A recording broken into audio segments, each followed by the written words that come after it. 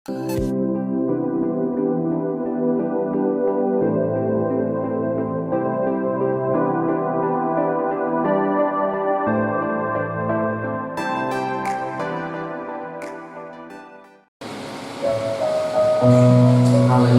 terima kasih.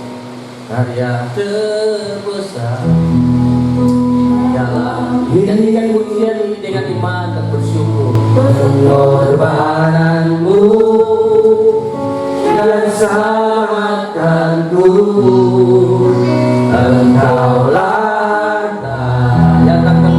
yang tak ternilai, yang ku miliki, yang ku hargai. Yesus Engkau ku kagumi, karya terbesar dalam hidupku. Pengorbananmu yang selamatkanku, Engkaulah yang tak ternilai, yang ku miliki, yang ku hargai. Yesus Engkau ku kagumi, Yesus Engkau ku kagumi, Yesus Engkau ku kagumi. Haleluya, haleluya, terima kasih. Haleluya, mari kita bersyukur buat kebaikannya. Mari kita bersyukur buat kebenarannya. Mari kita bersyukur buat segala karya-karya yang ajaib, yang luar biasa yang Tuhan kerjakan dalam hidup kita. Terima kasih, terima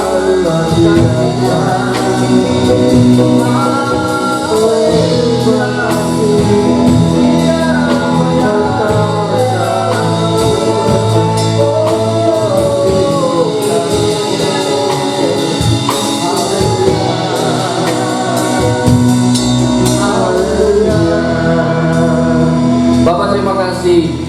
Dan hari ini Tuhan kami bersyukur Engkau bisa datang di hadirat-Mu, kami bisa berkumpul memuji dan menyembah Engkau, semua karena kasih dan anugerah-Mu yang indah di dalam hidup kami. Kami akan belajar mendengarkan firman-Mu. Berbicaralah bagi kami ya Tuhan apa yang Engkau mau. Katakanlah isi hati-Mu, apa yang Engkau rencanakan dalam setiap kehidupan kami. So, kami percaya bahwa rancangan-Mu yang ada dalam hidup kami adalah rencana yang penuh kami sejahtera. Dan terima kasih Tuhan Yesus, kami siap mendengarkan firman-Mu. Engkau berkati, Engkau urapi, nyatakanlah kuasa-Mu di tengah-tengah kami. Sebab kami percaya bahwa mujizat itu masih ada, dan kami percaya bahwa kasih dan sukacita surga mengalir bersama-sama dengan kami hari ini, hanya di dalam nama Yesus Kristus Tuhan. Haleluya, haleluya. Amin. Shalom Bapak Ibu. Shalom. Coba pandang kiri kanannya, berikan senyum. Kalau tidak bisa berjabat tangan, sudah salam dari kami. Tuhan Yesus kita baik, amin. Tuhan Yesus kita luar biasa. Hari ini tema khotbah saya adalah hidup di dalam kasih. Bisa ditampilkan? Ya. Amin, saudara. Karena beberapa waktu yang lalu saya khotbah tentang kegoncangan. Karena ya kita lihat persentase, kalau kita ikuti berita, kita ikuti ya, artinya lebih banyak yang sembuh daripada yang dipanggil Tuhan. Bapak Ibu, kalau saya baca berita yang jadi mirisnya begini. Orang selalu bilang dijemput oleh malaikat maut. Jadi ya saya tidak tahu bahwa hidup ini, saya bukan menakuti kita semua, tapi saya ingin membawa kita supaya kita semakin sadar bahwa dunia ini akan semakin bergulir dengan keadaannya seperti ini. Banyak banyak berita-berita bukan hal yang baik, tapi hal-hal yang buruk, hal-hal yang jahat. Ya, yang senang itu yang tinggal di LP, mereka dibebaskan, ya kan? Tetapi satu hal, situasi boleh terjadi apapun, keadaan boleh terjadi apapun, firman Tuhan mengajak kita untuk tetap harus hidup di dalam kasih. Amin. Bilang yang sebelah, teruslah hidup dalam kasih. Terus bilang lagi, terus ada berapa di dompet situ? Saya bisa minta kan? Iya, firman Tuhan bilang dunia ini kasih itu akan semakin hidup.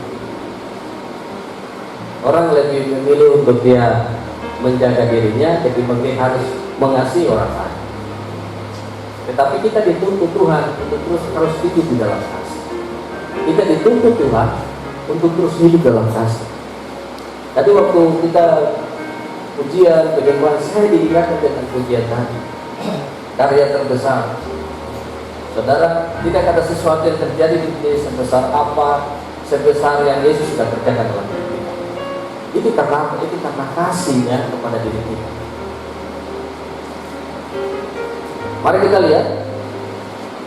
Jadi tema kita hari ini adalah hidup dalam kasih. Mari kita belajar bersama-sama apa yang Rasul Paulus ajarkan tentang hidup dalam kasih. Roma pasal 12 ayatnya yang ke-9. Saya minta Bapak Romi membacanya buat kita. Ya. 12 ayat yang ke-9. Hendaklah kasih itu jangan pura-pura, jauhilah yang jahat dan lakukanlah yang baik. Amin. Ya, bisa ditampilkan slide-nya. Abang Ferry.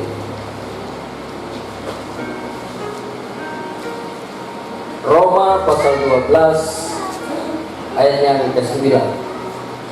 Apa yang Rasul Paulus ajarkan tentang hidup dalam kasih?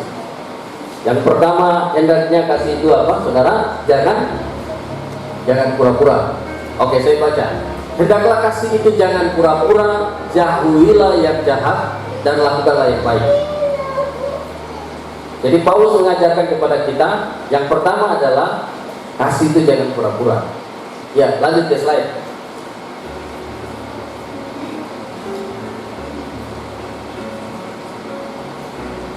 Slide kedua. Ya, apa yang Rasul Paulus ajarkan?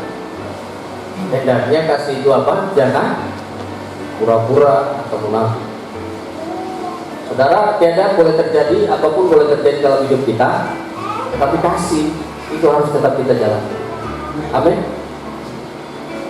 Kita sudah tahu mana yang baik, kita sudah tahu mana yang jahat, kita sudah tahu bahwa orang itu perlu ditolong, kita sudah tahu bahwa keadaan itu memang semakin sulit. Tapi yang Tuhan tuntut dalam hidup kita, jangan kita pura-pura tidak tahu. Ya, artinya kita, ya saya di situ garis miringnya adalah munafik. Artinya seperti ini, saudara. Kita sudah tahu kita harus berbuat baik, tapi kita tidak mau melakukan itu. Kita sudah tahu kalau ada orang yang butuh kasih, ada orang yang butuh doa kita, ada orang yang membutuhkan kita, ada orang lain yang membutuhkan kita.